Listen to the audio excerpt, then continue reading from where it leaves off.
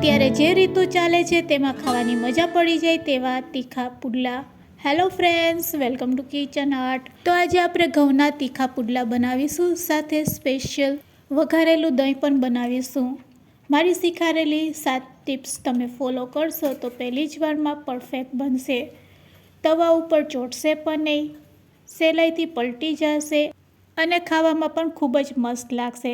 Recipe સારી લાગે તો લાઈક અને શેર કરજો. મારી ચેનલ ઉપર નવા હોય અને મારી ચેનલને હજુ સબસ્ક્રાઈબ ન કરેલ હોય તો સબસ્ક્રાઈબ કરી બાજુનું બેલ બટન દબાવવાનું ભૂલશો નહીં, જેથી કરીને તમને મારા નવા વિડીયોનું નોટિફિકેશન મળતું રહે. તો સૌથી પહેલાં આપણે ઘઉંનો લોટ લેવાનો છે. 1 વાટકા જેટલો ઘઉંનો લોટ લેવાનો છે અને તેને આપણે મિક્સર જારમાં એડ કરી દઈશું. પરફેક્ટ માપ સાથે બનાવશો તો એકદમ પરફેક્ટ બનશે અને ખાવામાં પણ ટેસ્ટી બનશે. ઘઉંના લોટને મિક્સર જારમાં એડ કર્યા પછી 4 ચમચી જેટલો રવો એડ કરશું અને 2 ચમચી જેટલો ચણાનો લોટ એડ કરશું.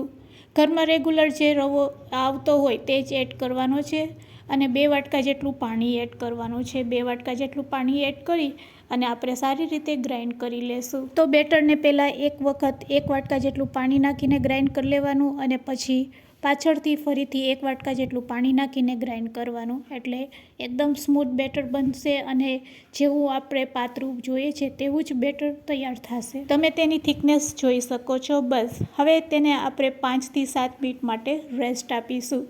તો આપણે તેને પ્લેટથી ઢાંકી દઈશું અને 5 થી 7 મિનિટ માટે રેસ્ટ આપીશું. ત્યાં સુધી આપણે દહીંનો વઘાર કરીશું. તેના માટે આપણે પહેલાં દહીં લેશું. દહીંમાં આપણે શેકેલા જીરાનો પાવડર ચપટીક એડ કરશું, સાથે સ્વાદ મુજબ મીઠું એડ કરશું, ચપટીક ચાટ મસાલો પણ એડ કરશું અને આ બધી વસ્તુને દહીં સાથે એક વખત મિક્સ કરી લેશું, એટલે દહીં પણ સરસ ફેટાઈ જશે અને મસાલા પણ સરસ મિક્સ થઈ જશે દહીં સાથે.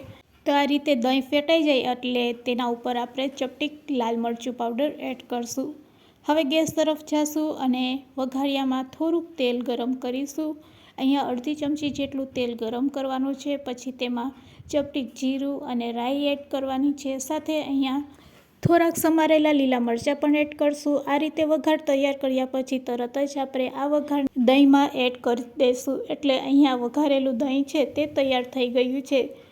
ચટણીને આપણે વઘાર સાથે મિક્સ કરી દઈશું, એટલે અહીંયા ચટણી કહો તો ચટણી અને વઘારેલું દહીં કહો તો વઘાર દહીં તૈયાર છે.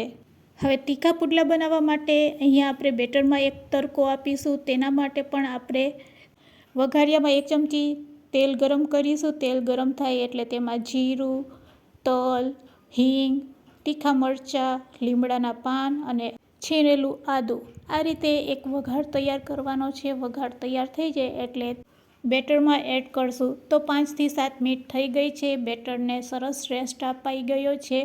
તો બેટર સરસ સ્મૂથ થઈ ગયું છે અને આ વઘારને આપણે તેમાં એડ કરશું. વઘાર એડ કર્યા પછી અહીંયા થોડાક મસાલા એડ કરવાના છે. તો મસાલામાં અહીંયા આપણે ચપટીક હળદર, ધાણા જીરું પાવડર, થોડો ગરમ મસાલો, અડધી ચમચી ચીલી ફ્લેક્સ એડ કરશું. સાથે સમારેલી કોથમીર એડ કરવાની છે અને એકદમ ઝીણી સમારેલી ડુંગળી અડધી વાટકી એડ કરી દઈશું.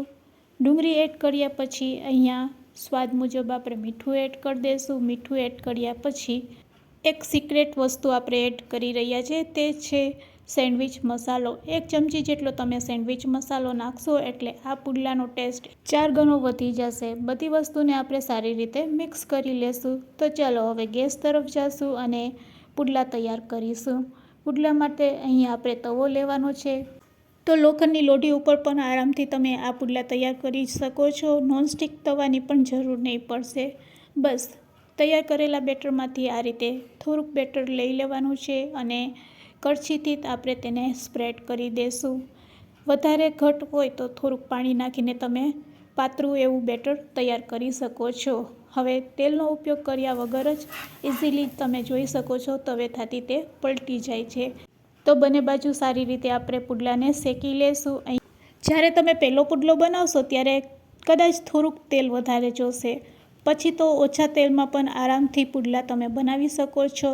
થોડાક તેલમાં જ તમારા પુડલા છે તે પલટી જશે અને ચવડ પણ નહીં થશે. તો હવે ખૂબ જ ઓછા તેલમાં આ પુડલા આપણે બનાવીશું. તો બસ આ રીતે આપણે કળછીમાં થોડુંક બેટર લેવાનું છે, તવા ઉપર સ્પ્રેડ કરવાનું છે.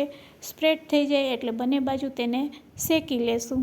આ બેટરમાં આપણે ઘઉંના લોટ સાથે રવો એડ કરેલો છે, જેનાથી પુડલા એકદમ સરસ સોફ્ટ બને છે અને ચણાનો લોટ નાખવાથી પુડલા છે તે ટેસ્ટી બને છે. તો ઘઉંના લોટ સાથે જો તમે થોડોક રવો અને થોડોક ચણાનો લોટ નાખશો તો એક નવા સ્વાદ સાથે સરસ મજાના પુડલા તમે બનાવી શકો છો. તો અહીંયા આપણો બીજો પુડલો પણ તૈયાર છે. આ રીતે તમે જોઈ શકો છો પુડલામાં સરસ જાળી પડે છે.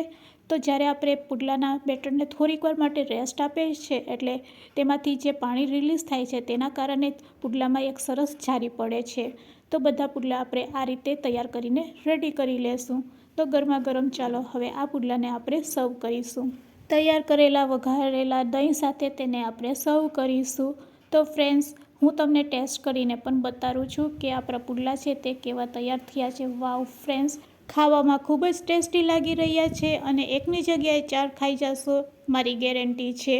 તો ફ્રેન્ડ્સ, આજની આ રેસીપી તમને કેવી લાગી તે મને કોમેન્ટ્સમાં જરૂરથી કહેજો. વિડીયોને એન્ડ સુધી જોયો હોય તો એક લાઇક જરૂરથી આપજો અને હા, નવા હોય તો મારી ચેનલને સબસ્ક્રાઈબ જરૂરથી કરી લેજો અને તમારા ફ્રેન્ડ્સ, મિત્ર અને ગ્રુપમાં શેર કરવાનું ભૂલશો નહીં. Thanks for watching. ફરી મળીશું એક નવી રેસીપી સાથે.